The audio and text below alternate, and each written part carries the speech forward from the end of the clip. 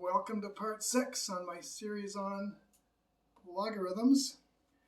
Today I'd like to put in a plug for the city of brotherly love, Philadelphia, Pennsylvania, USA. Of course, there was also a Philadelphia in Asia Minor way back when, as mentioned in the New Testament. Our daughter clerked for a federal judge there for a year, and we paid a nice visit to her and saw some of the historic places in Philadelphia. But first, today's anagram, Clint Eastwood, the famous actor known especially for his American westerns,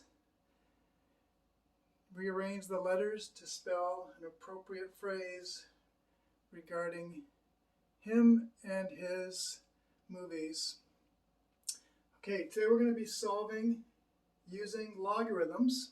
But first I just want to mention that in the last video we proved that the log to any base of x to the n is equal to n, the exponent, times the log to that same base of x.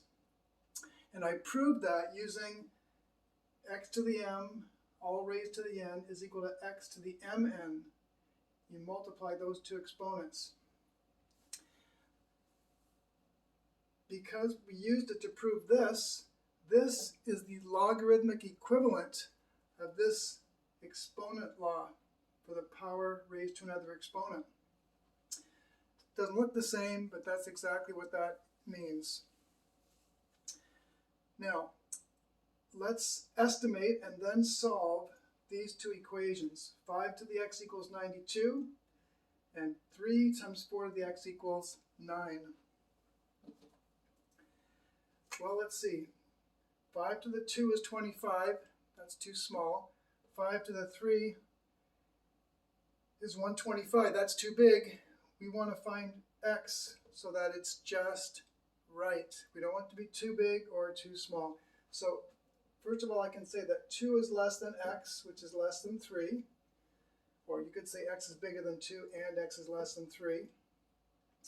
But we can use this law for the log of a power to solve this equation. So if I take the log of both sides, and you would probably use the log to the base 10, the x comes to the front. So that's x log 5 equals log 92.